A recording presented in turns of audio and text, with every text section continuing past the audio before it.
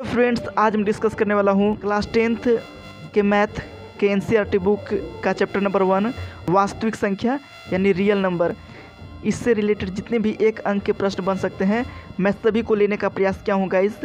और ये आपका 2022 में आपका एग्ज़ाम होने वाला है मैट्रिक का, उसमें ऑब्जेक्टिव क्वेश्चन ही पूछा जाएगा। इसलिए ये बहुत इंपॉर्टेंट सीरीज होने वाला है आपके लिए, इसलिए इसको पूरा ज़रूर देखें। So let's start. प्रश्न नंबर पहला ये रहा कि 1/√2 है क्या है? प्राकृतिक संख्या है, परिमेय संख्या है, अपरिमेय संख्या है या इनमें से कोई नहीं है, ये आपको बताना है। ठीक है, तो गाइस मैं बता देना चाहता हूँ कि जिस किसी भी संख्या के साथ यदि ऐसी रूट लगा हुआ हो जिसका पूर्ण वर्गमूल न निकले तो वो एक अपरिमेय संख्या होगी। क्या होगी? अपरिमेय संख्या होगा। तो यानी ऑप्शन नंबर सी आपका राइट आंसर होगा। ठीक है, यानी चाहे वो मल्टीप्लाई में हो, जैसे 3√2 हो गया, 5√2 हो गया। ठीक है, तो इसके साथ यदि √2 लगे हैं, √2 की जगह पर √3 भी हो सकता है, इसका भी पूर्ण वर्ग नहीं निकलता है। जिसका भी पूर्ण वर्ग न निकले तो वो एक अपरिमेय संख्या होगा। ठीक है, लेकिन यदि √4 है, ठीक है, तो ये आपका परिमेय संख्या होगा क्योंकि इसका वर्गमूल निकलेगा। क्या होगा? इसका वर्गमूल 2 होगा। √9 है, ठीक है, तो इसका वर्गमूल क्या होगा? 3 होगा। ये एक परिमेय संख्या है। लेकिन ऐसी संख्या जिसका वर्गमूल न निकले वो एक अपरिमेय संख्या होता है। ठीक है, तो 1/√2 लग गया, इसका वर्गमूल नहीं निकलेगा, तो इसलिए यह क्या हो जाएगा? यह एक अपरिमेय संख्या होगी। क्या होगी? ये क्या होगी? एक अपरिमेय संख्या होगी। नेक्स्ट है गाइस, परिमेय संख्या p/q का दशमलव प्रसार, p/q का दशमलव प्रसार शांत होगा कब? यदि q का अभाज्य गुणनखंड निम्नलिखित के रूप में हो। तो आपको पता होगा कि 2 के पावर m गुने 5 के पावर n के रूप में यदि होगा तो वो क्या होगा? एक शांत होगा। ठीक है गाइस, उसका दशमलव प्रसार शांत होगा। या 2 के पावर m के ही रूप में वो रहे या 5 के पावर n के ही रूप में रहे तो भी ये क्या होगा? शांत रहेगा। इस प्रकार से आपका option number A right answer होगा। नेक्स्ट आपका दिया गया है 3√2 किस प्रकार की संख्या है? भाज्य संख्या है, अभाज्य संख्या है, परिमेय संख्या है या अपरिमेय संख्या है? मैं आपको ऑलरेडी बता चुका हूँ कि √2 का पूर्ण वर्ग नहीं निकलता है। ठीक है, यदि ये किसी भी संख्या के साथ लग जाए तो वो एक अपरिमेय संख्या ही होगा। इस प्रकार से ऑप्शन नंबर डी आपका राइट होगा। नेक्स्ट आपका है गाइस, निम्नलिखित में से पाई क्या है? पाई क्या है? ये बहुत इंपॉर्टेंट प्रश्न है। ठीक है, यदि पाई रहे तो वो एक अपरिमेय संख्या होता है। पाई क्या होता है? अपरिमेय संख्या। क्या है? अपरिमेय संख्या। ठीक है, लेकिन पाई का वैल्यू क्या होता है? 22/7 और 22/7 क्या है? परिमेय संख्या। क्या होता है? परिमेय संख्या। ठीक है, तो पाई क्या है? एक अपरिमेय संख्या है। इस प्रकार से ऑप्शन नंबर ए आपका राइट होगा, यानी अपरिमेय संख्या। क्वेश्चन नंबर 5, निम्नलिखित में से कौन अपरिमेय संख्या है? तो मैं आपको बता चुका हूँ जिसका पूर्ण वर्गमूल न निकले वो एक अपरिमेय संख्या है। तो ऑप्शन नंबर ए देखते हैं, 49 का वर्गमूल कितना होता है? 7 का स्क्वायर 7 7 49, यानी इसका वर्गमूल कितना हो जाएगा? 7। उसी प्रकार से 64 का कितना होता है? 8। तो 7/8 इसका पूर्ण वर्गमूल निकल गया, इसलिए ऑप्शन नंबर ए आपका सही होगा। ये एक परिमेय संख्या है। लेकिन देखिए ऑप्शन नंबर बी यदि हम देखते हैं तो 81 है। ठीक है, तो 81 का कितना होता है? 9 होता है, 9 9 81। लेकिन 91 का होता है? नहीं होता, इसलिए ये ऑप्शन गलत हो जाएगा। इसका भी नहीं होता है, और इसका देखिए 7 का होता है 7 7 लेकिन 101 का नहीं होता है। इस प्रकार से ये भी एक अपरिमेय संख्या है। तो इसलिए ऑप्शन नंबर ए आपका राइट आंसर होगा। नेक्स्ट दिया गया है कि इनमें से कौन सी संख्या अपरिमेय है? कौन सी संख्या अपरिमेय है? तो मैं क्या बताया हूँ, यदि किसी संख्या का पूर्ण वर्गमूल न निकले तो वो एक अपरिमेय संख्या होगा। ठीक है, और जिसका वर्गमूल निकले वो परिमेय संख्या होगा। तो बताना है √9 किसका स्क्वायर है? 3 का, तो ये क्या हो जाएगा? परिमेय संख्या हो जाएगा। 20 ये नहीं हो सकता है। 25 का कितना हो जाएगा? 5 हो जाएगा। 49 का कितना हो जाएगा? 7। इस प्रकार से 20 एक क्या है? अपरिमेय संख्या। ठीक है, तो ऑप्शन नंबर बी आपका राइट होगा। 0.12112 इस प्रकार से है, यानी इसका दशमलव प्रसार क्या है? अशांत है। इसका दशमलव प्रसार अशांत है, और जिस भी संख्या की यदि दशमलव प्रसार अशांत हो तो वो एक अपरिमेय संख्या होगा। क्या होगा? अपरिमेय संख्या। इस प्रकार से ऑप्शन नंबर 20 का राइट होगा। नेक्स्ट है गाइस, 81 और 237 का महत्तम क्या होगा? यानी मसम मतलब होता है HCF। क्या होता है? HCF क्या होगा? ठीक है, 81 यानी 81 का 9 9 81 हो जाएगा। ठीक है, और ये क्या है 237। तो इसको देखेंगे 9 से ये कटता है कि नहीं। तो सबसे पहले 9 से कटने का क्या है, विभाज्यता का नियम, संख्या को ऐड करेंगे। 7 3 कितना होता है 10 और 2 12। तो 9 के पास 12 नहीं होता है, इसलिए वो 9 से नहीं कटेगा। ठीक है, अब 3 से विभाज्यता चेक करेंगे। 3 से कटने का नियम क्या है, इसका जोड़ने पर कितना आता है 12 आता है। 3 और 2 5, 5 और 7 कितना हो गया 12 हो गया। ठीक है, तो 12 9 से नहीं कटेगा। तो 12 कितना से कटेगा गाइस, 3 से कटेगा, यानी 3 से। तो इसलिए ये संख्या क्या होगा 3 से विभाजित होगा। तो 81 का क्या हो जाएगा 9 × 9 हो गया। ठीक है, और ये 3 से इसको काटेंगे। 3 सत्ते 21, 3 सत्ते 21 कितना बच गया 23 में से 21 का तो 2 बचेगा, तो कितना हो गया 27। 3 9 27, यानी 3 से 79 बार में कटा। और 9 को हम 3 × 3 लिख सकते हैं, और इसको भी 3 × 3 लिख सकते हैं। तो बताइए इसमें और इसमें क्या कॉमन आपको मिल रहा है, 79 तो इसमें नहीं मिलेगा, यानी 3 ही कॉमन मिल रहा है। और जो कॉमन मिलता है वही आपका क्या होता है HCF होता है। इस प्रकार से मेरा ऑप्शन नंबर ए आपका राइट है। नेक्स्ट है गाइस, यदि विभाजन एल्गोरिदम A = BQ + R, ठीक है, जहाँ R 0 से क्या है बड़ा और 0 के बराबर है। ठीक है, और B से हमेशा छोटा रहेगा। तो R = 0 हो तो इसका A और B का क्या बताना है HCF बताना है। A और B का क्या बताना है HCF। ठीक है गाइस, तो एक एग्जांपल के द्वारा समझते हैं। जैसे कि 2 है, ठीक है, उसमें यदि हम 4 से भागा देते हैं तो 2 दूनी 4, ये कट गया।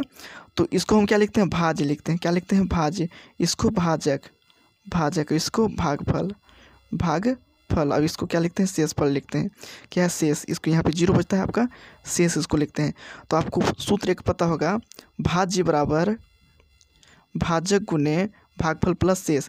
और यानी इसी को हम शॉर्ट में लिखते हैं A = BQ + R। ठीक है, A और B, ठीक है, A क्या है आपका A है भाज्य, ठीक है, और B क्या है भाजक है। वो 2 से कटी है, 4 A है और 2 आपका B है। ठीक है, तो जिस संख्या से जो कटता है वही उसका क्या होता है HCF होता है, यानी B आपका HCF हो जाएगा। तो यहाँ ऑप्शन नंबर ये सही होगा, B होगा। नेक्स्ट आपका दिया गया है कि यदि A और B 2 अभाज्य संख्या है तो बताना है कि √A + में √B क्या होगा। जैसे कि A और B क्या है अभाज्य संख्या है। अभाज्य संख्या वैसी संख्या जो कि एक और अपने आप के अलावा किसी भी संख्या से न कटता है, उसी को हम अभाज्य संख्या कहते हैं। ठीक, मान लीजिए अभाज्य संख्या 1 2 है, ठीक है, और एक अभाज्य संख्या कितना है आपका 3 है। ठीक है, तो इसका यदि हम रूट करते हैं √2 + √3, तो बताइए क्या होगा, ये एक अपरिमेय संख्या होगा, क्योंकि √2 पूर्ण वर्गमूल नहीं है और √3 का भी पूर्ण वर्गमूल नहीं निकल सकता, इसलिए ये क्या होगा अपरिमेय संख्या होगा। क्या होगा, एक अपरिमेय संख्या होगा। नेक्स्ट आपका कि यदि LCM 26 और 91 का 182 है, ठीक है, तो HCF क्या होगा इसका। यदि 26 और 91 का HCF क्या है 182 है। ठीक है, तो ये आपका पहली संख्या हो गया, ये आपका दूसरी संख्या हो गया। ये आपका LCM दिया हुआ है, LCM कितना है 182 है। यहाँ पे आप लिख सकते हैं LCM आपका कितना 182 है, और पहली संख्या 26 और दूसरी संख्या 91। आपको पता होगा रूल कि यदि HCF ज्ञात करना हो तो पहली संख्या गुने दूसरी संख्या बटा में HCF। यदि HCF ज्ञात करना हो तो पहली संख्या गुने दूसरी संख्या बटा में क्या होता है LCM। यदि LCM ज्ञात करना हो तो पहली संख्या गुने दूसरी संख्या बटा में HCF। ठीक है, तो कुछ नहीं करना है, ये जो आपको संख्या दिया उसको गुना कर देना है, और क्या करना है ये जो आपको LCM दिया उससे सीधे भाग कर दीजिए। ठीक है, तो पहली संख्या 26 है और दूसरी संख्या 91 है, इसको 182 से क्या कर देंगे डिवाइड कर देंगे। तो 91 दूनी कितना होता है 182, और दूसरे कट गया 13 बार में। तो इस प्रकार से आपका 13 आंसर हो गया, यानी ऑप्शन नंबर ए आपका राइट आंसर होगा। नेक्स्ट है गाइस, दो संख्याओं 100 और 191 के मसा एवं लसा का गुणनफल क्या होगा। ठीक है, तो आप पहले 100 है और कितना है 190 है, तो इसका पहले हम क्या निकालेंगे मसा निकालेंगे। तो एक बार में जाएगा कितना हो जाएगा 100, 90 बचेगा, फिर यहाँ पे लिखेंगे 100। ठीक है गाइस, तो यहाँ पे भी एक बार में जाएगा। अब यहाँ पे कितना बचा 10 बचा है, यहाँ लिखेंगे 90। तो कितना बार में 90, 9 बार में कटेगा 90, यानी इसका जो HCF है वो कितना आ गया 10। इसका HCF कितना आ गया गाइस, HCF आ गया 10। ठीक है, HCF 10 आ गया। अब LCM निकालेंगे 100 और कितना का 190 का। ठीक है, तो LCM निकालेंगे तो 10 से काट दीजिए, 10 10 100 हो गया और 19 10 190 हो गया। तो इस प्रकार से जब इसको मल्टीप्लाई करते हैं 10 10 100 हो गया, यानी यहाँ हो गया आपको 1900। और HCF कितना आया था, HCF आपका आया था 10, और LCM कितना आ गया, LCM आ गया 1900। और जब HCF गुने LCM यहाँ पे बोला गया है कि मसा और लसा का गुणनफल कितना होगा, तो मेरा मसा कितना आया है, मसा मतलब महत्तम कितना आया है 10 आया है, और लघुत्तम कितना आया है 1900 आया। ठीक है, यदि हम इसको गुना करते हैं तो 19,000 आएगा, ये आपका राइट आंसर होगा। तो इस प्रकार से ऑप्शन नंबर डी आपका राइट होगा। अगला प्रश्न क्या दिया गया है, यदि दो संख्याओं का गुणनफल कितना हो 1200 है, उसका मशक कितना है, मशक मतलब HCF कितना है, HCF है आपका 15, तो उसका लघुत्तम क्या होगा। ठीक है, तो दो संख्या का गुणनफल दे दिया गया है, पहली संख्या और दूसरी संख्या गुणनफल दे दिया गया कितना 1200 दे दिया गया है, और इसका जो महत्तम है वो कितना दे दिया गया है 15 दे दिया गया है। तो LCM ज्ञात करना है यानी लघुत्तम ज्ञात करना है। तो आप काट लीजिए 15 × 8 20 से यानी 80 आपका राइट आंसर होगा। नेक्स्ट आपका है, निम्नलिखित में से कौन अभाज्य संख्या है। निम्नलिखित में से कौन अभाज्य संख्या है। अभाज्य संख्या क्या होता है, वैसी संख्या जो एक तथा अपने आप के अलावा किसी भी संख्या से विभाजित न हो, यानी किसी भी संख्या से न कटे, उसी को हम अभाज्य संख्या कहते हैं। तो बताइए यहाँ पे कौन वैसी संख्या है जो अपने आप और केवल एक से कटे, तो वो ऑप्शन नंबर सी होगा आपका, 11 वैसी संख्या है। नेक्स्ट आपका दिया गया है कि निम्नलिखित में कौन अभाज्य संख्या है। अब बताइए कौन अभाज्य संख्या है। मैं आपको बता चुका हूँ कि जो अपने आप से केवल कटे और एक से कटे, तो आपका option number D right answer होगा। 23 ऐसी संख्या जो एक के अलावा अपने आप से ही कर सकता है। ठीक है, नेक्स्ट है, निम्नलिखित में कौन अभाज्य संख्या है। तो बताइए इसमें से कौन है, 11 है। नेक्स्ट आपका दिया गया है, दो संख्याओं का गुणनफल 8670 है, तो और उसका HCF कितना दिया गया है 17 दिया गया है, तो LCM ज्ञात कर दो। ठीक है, तो यहाँ पे दो संख्याओं का गुणनफल दे दिया गया है, पहली संख्या गुने दूसरी संख्या, और एक HCF चाहे एक LCM दिया रहेगा, उसको से क्या कर देंगे हम भागा कर देते हैं। दो संख्या का गुणनफल कितना दे दिया गया है 8670, उसको 17 से हम भागा देंगे, 17 × 5 = 85, तो 86 था तो एक बच जाता है, तो यहाँ पे 17 हो गया, 17 एकम 17 और 0 यानी 510। आप देख सकते हैं ऑप्शन नंबर डी आपका राइट होगा। नेक्स्ट है, यदि दो संख्याओं का HCF कितना है 25 है, दो संख्याओं का HCF कितना है 25 है और LCM कितना है 50 है, तो संख्या का गुणनफल बस गुना कर देना है, 25 × 5 = 125 और ये 0 1250 आपका राइट होगा। ठीक है, √AB अगर अपरिमेय संख्या है तो √A + √B कैसी संख्या होगी। ठीक है, आप देख सकते हैं √A और B क्या है, अपरिमेय संख्या है।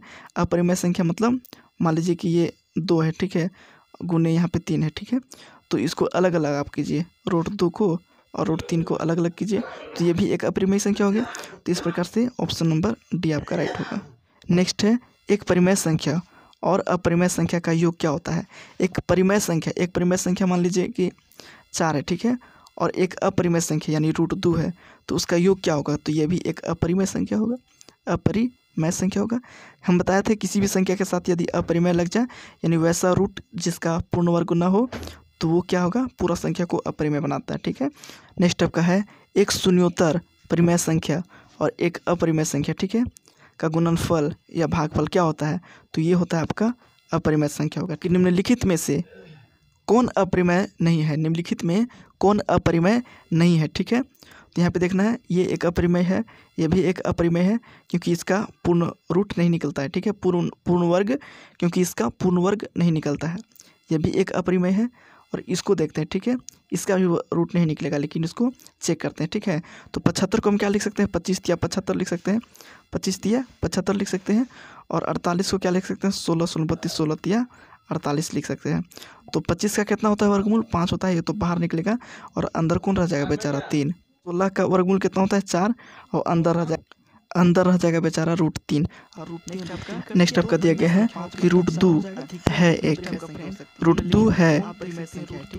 नेक्स्ट आपका √2 है एक क्या है, परिमेय संख्या है, अपरिमेय संख्या, प्राकृतिक संख्या है या निम्न से कोई नहीं, तो ये एक अपरिमेय संख्या है।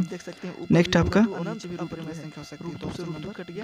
दो परिमेय संख्याओं, नेक्स्ट आपका दो परिमेय संख्याओं के बीच अधिकतम कितनी परिमेय संख्या हो सकती है, तो आप देख सकते हैं √2 और √3।